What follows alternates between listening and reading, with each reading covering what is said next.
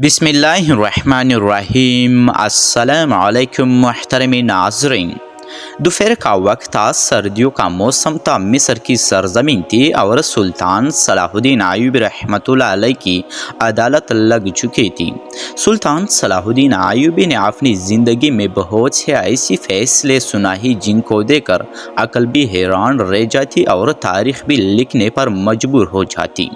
लेकिन ये मुकदमा अपनी नौइयत की लिहाज से बहुत अनोखा और बड़ा मुश्किल तरीन मुकदमा था, क्योंकि एक औरत पर इसका जुर्म साबित होने के बाद भी सुल्तान सलाहुद्दीन अय्यूबी रहमतुल्लाह अलैह ने एक ऐसी तरकीब निकाली कि इसको बेगुनाह साबित कर दिया और तमाम लोगों को हैरानी और परेशानी में डाल दिया।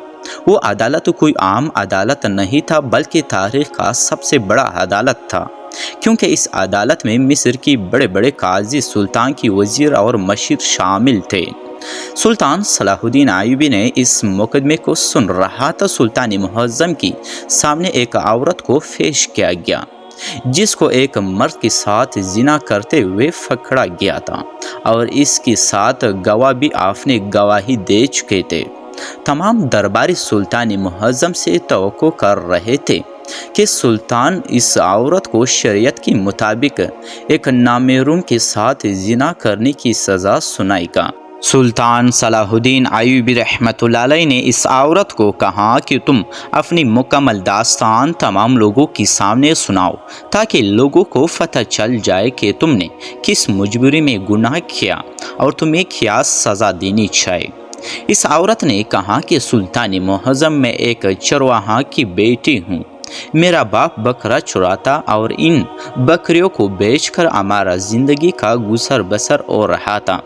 चंद दिन पहले मेरे बाबा एक छोटी सी पहाड़ी पर अपनी बकरियां चुरा रहा था कि मेरे बाबा का पैर फिसला तो वो पहाड़ी से गिर गया और इसकी टांग में शदीद चोट आ गई।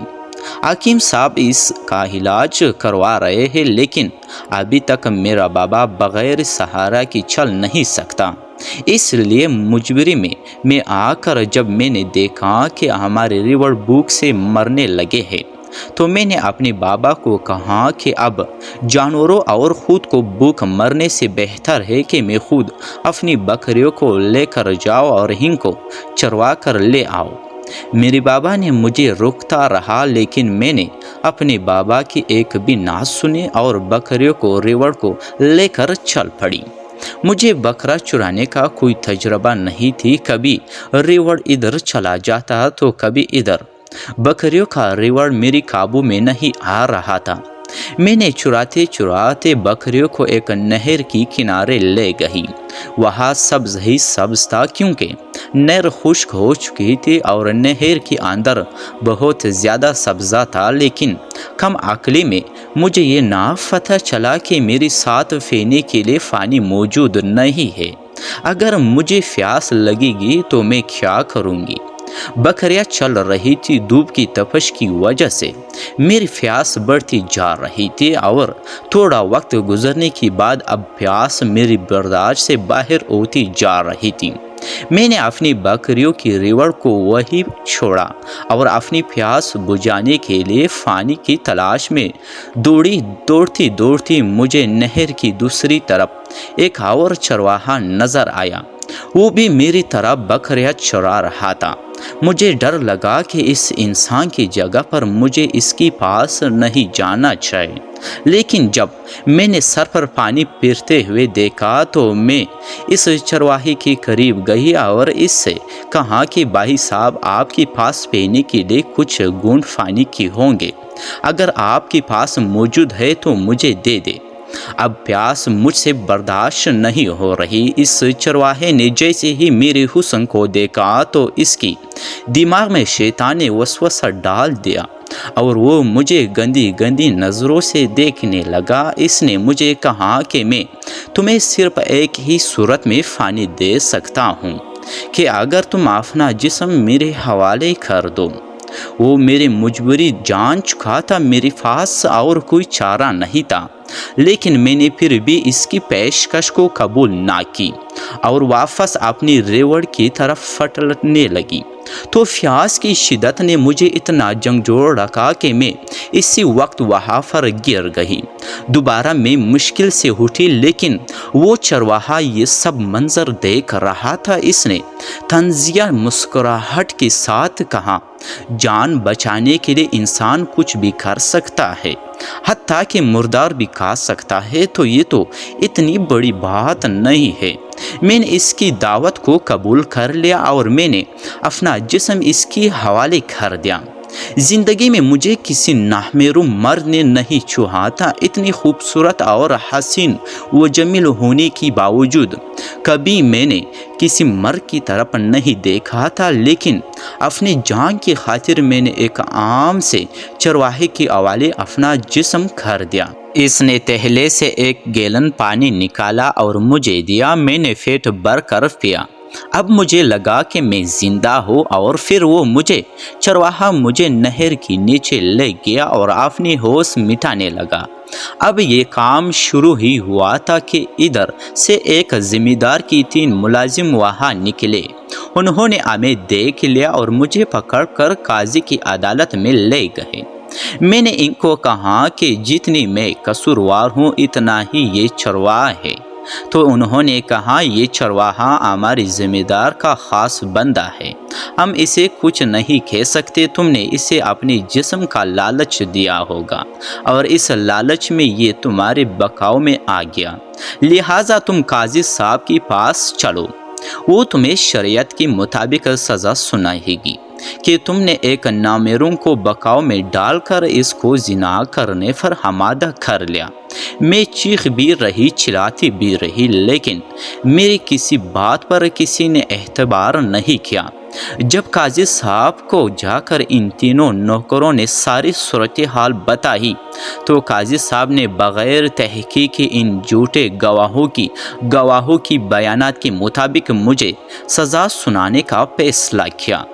جب میں نے دل میں سوچا کہ اپنی جان بچانے کی خاطر میں نے عزت اپنی داہوں پر لگا دیا اور اب اپنی زندگی بھر کی عزت کو گنوانے کے بعد مجھے کچھ فائدہ نہ ہوا، اور حتیٰ کہ میں خود اور مصیبت میں پڑ گئی، مجھے اپنے سے زیادہ مجھے اپنی معذور باپ کا دکھ دکھائی دے رہا تھا۔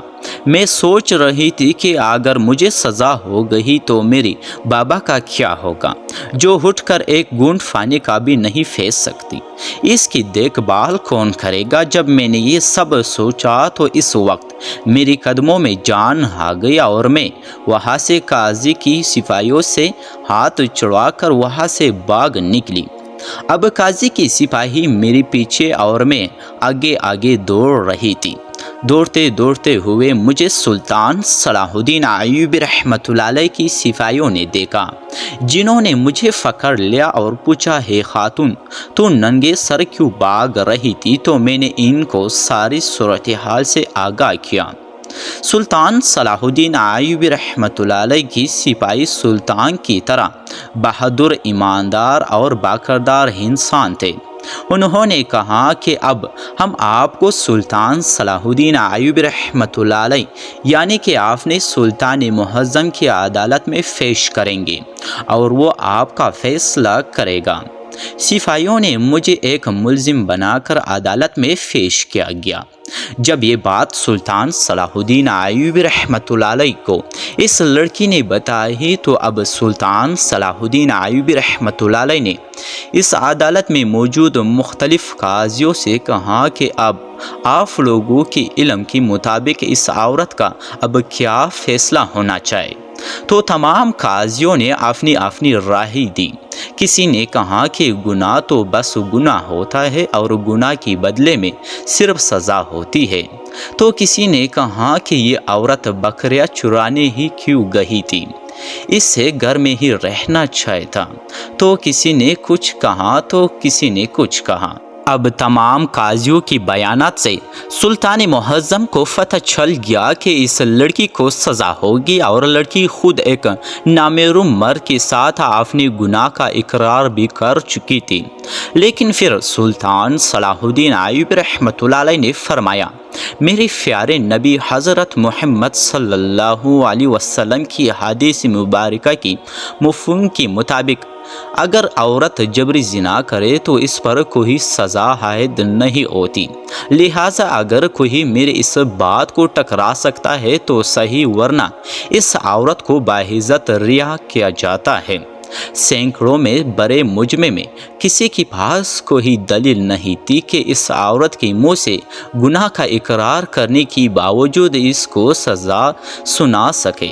اب سلطان صلاح الدین ایوبی رحمۃ اللہ علیہ نے اس عورت کو باعزت رہا کر دیا، اور سلطان صلاح الدین ایوبی نے حکم دیا کہ ابھی اور اسی وقت قاضی صاحب اور اس چرواہے کو پکڑ کر عدالت میں حاضر کیا جائے۔ محفل جاری رہی۔ سلطان صلاح الدین ایوبی رحمۃ اللہ علیہ کی سپاہی اس وقت ہی روانہ ہوئے اور قاضی صاحب اور چرواہے کو سلطان کے سامنے پیش کر دیا۔ اب سلطان صلاح الدین ایوبی رحمۃ اللہ علیہ نے اس چرواہے سے کہا کہ تم نے ایک گونڈ پانی کے بدلے میں جو مانگا، جو کہ تمہارا اپنا نہیں تھا، کیا تم نے اس پانی کے سکے ادا کیے تھے؟ اور اس کے بدلے تم نے ایک باکردار عورت کی عزت کو لوٹ لیا۔ اور پھر قاضی سے مخاطب ہوا کہ اتنا بڑا عہدہ جس مقصد کے لیے تمہیں دیا گیا تھا، کیا تم نے اس عہدے کی لالچ رکھی تھی؟ تو ان دونوں کے پاس کوئی جواب موجود نہیں تھا۔ اب سلطان صلاح الدین ایوبی رحمۃ اللہ علیہ نے بڑی عدالت میں ان دونوں کو سخت سے سخت سزا سنائی دی، اور پھر اعلان کیا کہ اگر کبھی بھی کوئی قاضی چاہے مدہی چھوٹا ہو یا بڑا، اگر انصاف پر مبنی فیصلہ نہ کرے اور امیر اور غریب میں فرق کرے تو اس کا انجام اس قاضی اور چرواہے کی طرح ہوگا۔ اس کے بعد سلطان صلاح الدین ایوبی رحمۃ اللہ علیہ نے قاضی کو اپنے عہدے سے برطرف کر کے زندان میں ڈال دیا، اور اس چرواہے کو شریعت کے مطابق سزا سنائی دی، اور اسی طرح ایک بے قصور اور مظلوم لڑکی کو انصاف مل گیا۔ اور پھر اس داستان کو سننے کے بعد ایک وزیر کی بیٹے جو کہ سلطان صلاح الدین ایوبی رحمۃ اللہ علیہ کی بہت قریبی وزیر تھا، اس نے اس چرواہے کی بیٹی کے ساتھ رشتہ کرنے کی حامی بھر لی، اور پھر سلطان صلاح الدین ایوبی رحمۃ اللہ علیہ نے اس وقت قاضی کے ہاتھوں وزیر کی بیٹی اور ایک چرواہے کی بیٹی کا نکاح کر دیا، اور اسی طرح اس نے اس لڑکی کی عزت کو بھی بچا لیا۔ دوستو، امید ہے کہ آپ لوگوں کو سلطان صلاح الدین ایوبی رحمۃ اللہ علیہ اور ایک عورت کی یہ ویڈیو اچھی لگی ہوں گی۔ اگر آپ لوگوں نے ابھی تک میرے چینل کو سبسکرائب نہیں کیا تو چینل کو سبسکرائب کریں اور بیل نوٹیفیکیشن کو آن کر کے، تاکہ اسی طرح تاریخی اور سبق آموز دلچسپ ویڈیو کی نوٹیفیکیشن آپ لوگوں تک پہنچتے رہے۔ کمنٹ باکس میں آمین ضرور لکھیں۔ بہت شکریہ آپ سب دوستوں کا۔